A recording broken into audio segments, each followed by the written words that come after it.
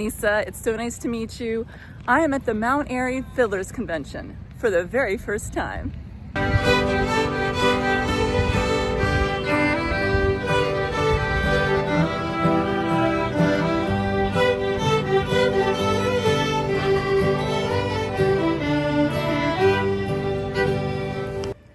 So this is a really special place. I showed up and immediately started hearing music. There are a lot of people camping, there are RVs. So there's the sound of stuff going on, a little ring ding ding. And then as I got closer, I saw different groups set up. There are workshops going on today, and then as well as just folks jamming. I saw a group of young folks, they were playing some music, and I made my way to this tent where there's a group of people learning how to play the fiddle. The folks teaching them are actually Martha Spencer and Lucas Pasley. And I met them 4 years ago at the Albert Hash Memorial Festival in Virginia at Grayson Highlands. So it's been really fun to reconnect with them recently, and I jammed with them the other night and went to one of Lucas's shows. And anyways, you know, once you get kind of dialed into certain communities, you start seeing the same people, and it's just a really wonderful thing. So I've been spending a lot of time recently with kind of my roots, my North Carolina roots, and a lot of music and singing and learning new things. And showing up here, there are also some instruments that you don't see that often. So not only are people learning the fiddle, but there's a dulcimer around and some other things. There's a dance tonight. There's more going on this weekend. So there are lots of fiddlers conventions. This is just my very first one in Mount Airy, which is only about like 50 minutes from my hometown. But there's, you know, a big one in Galax that you'd see a lot of these same people at. So anyways, if it's something you haven't ever done before, I definitely recommend it. And I'm gonna go take in some more music. So you do it 4 strums, and it would be practice that back and forth. Yeah, that's a E. Hi, I'm Lisa, and if you're watching this, then you are a very special part of this community. I also wanted to take a quick moment to thank everyone who's just recently become a member of the channel, as well as to thank those who've been members for quite some time. If you're a member, then you are getting special access. You're getting more of what you see on here more often. And you're also a very integral part of contributing to this experience for yourself, myself, and for everyone else.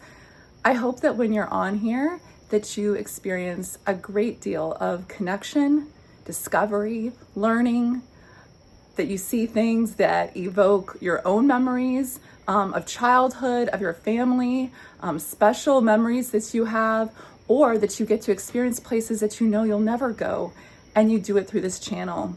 My goal is to connect all kinds of people everywhere and leave everyone feeling even better than when they started each episode. So thank you for being here. Thank you for clicking on the membership button, and I'll get back to it. While I'm doing the rhythm, if you want to play try the chop chords, so it'd be. No, hey. But don't just do it in that order. It's going to be like, for this song, it's going to be.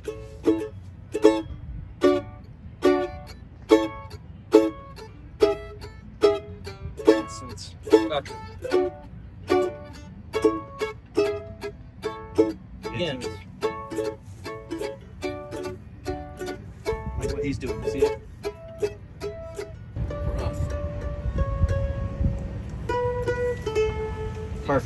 Perfect. Nailed it. So it's just.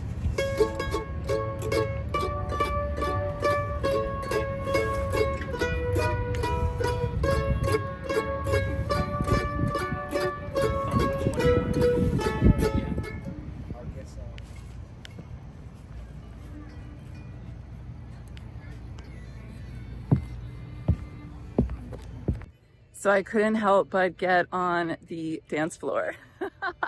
which I'll surely be on later this evening for the dance. You can hear the music going on. Lucas and Martha are still teaching folks. Good vibes, good soulful vibes here. So if you're not familiar with flat footing, it's like, how would I describe it? People wear tap shoes and wear cowboy boots typically. Either way, you know, it's like shoes that create sound. And to me, I kind of feel like, wow, it's a percussion instrument. It's a means of dancing, and almost like the clave, if you're familiar with a clave. A clave is a little wooden instrument, and it really cuts through the sound.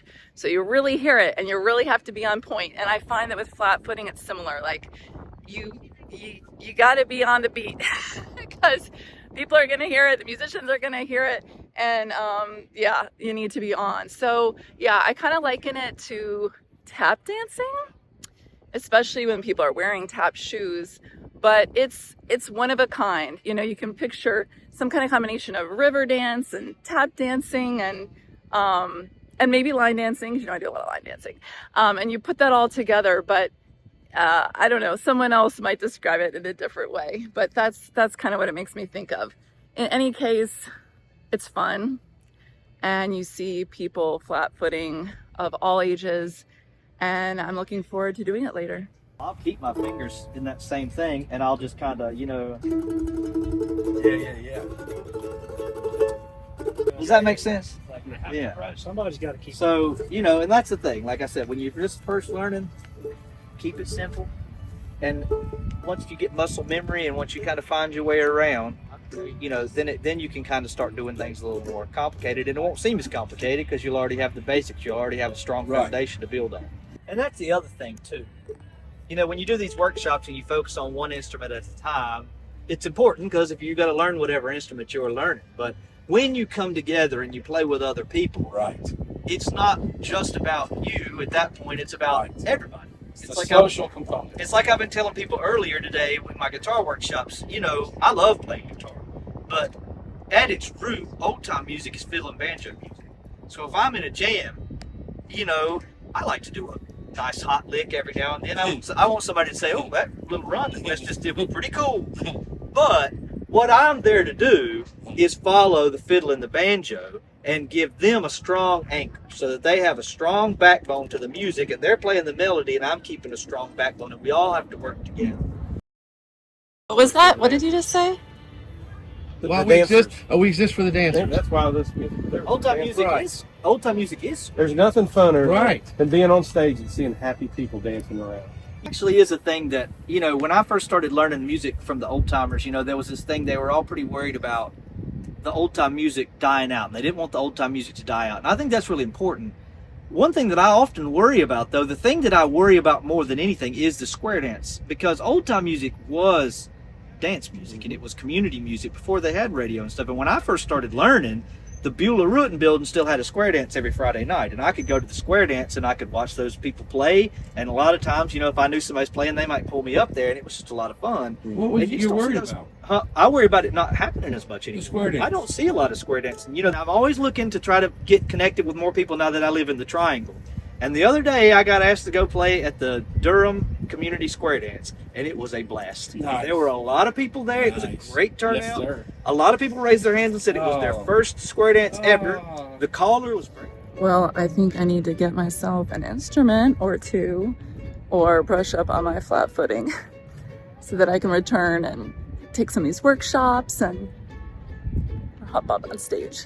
Had those Golden Gate picks. You know what I'm Yes, talking about? sir. He really Oh, liked yeah, those. yeah. He really liked those, and they're not like the triangle one. The fella really had a triangle, but they are kind of more like they're bigger. I just end up using a guitar pick. I was a guitar player first. Do you remember so, where like, you used a thick pick or a thin pick? he liked a thicker pick, yeah, did for like- sure, because them me Golden too. Gates are thick. I know. And he liked a thicker pick. Now, one thing I will say that he kind of taught me was he didn't like for them to have a real sharp point. Really? And so that's why he liked those Golden Gates, because they were rounded off. Right. And that's the reason why I kind of like it once I've got a guitar pick kind of Yes. worn down like that. So it's a little bit, you know, more circular. It's not as pointy anymore. Yeah. But I always just use a guitar pick, and it worked, you know. Grandpa liked those Golden Gate picks. They're more, it's hard for me to describe. Okay, that delighted me when they started talking about dancers. and how much joy they as musicians get from folks out there dancing, and also going into a little bit about square dancing and feeling like it's not done as much. I know the past couple of times that I went to like an old time mountain music jamboree, which was recently, there were a couple square dances, but it was mostly like a going back and forth between flat footing and two-stepping. So, and you know, I love partner dancing, so I love to two-step.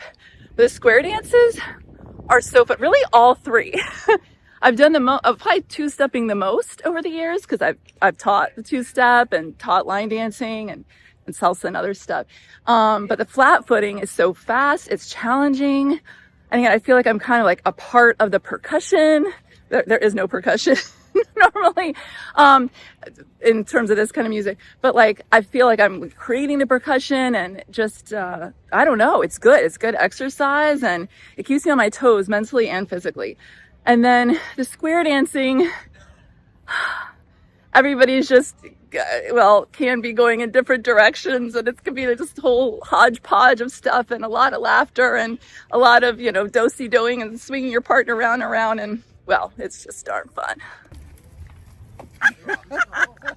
Thank you so much for being a part of this channel's community. You make it all possible when you click on that membership button to become a member, and when you like and you share this episode with others, when you click on the thanks button, and also when you write your wonderful comments. I just so enjoy reading them. I'm glad you're here, and I will see you very soon.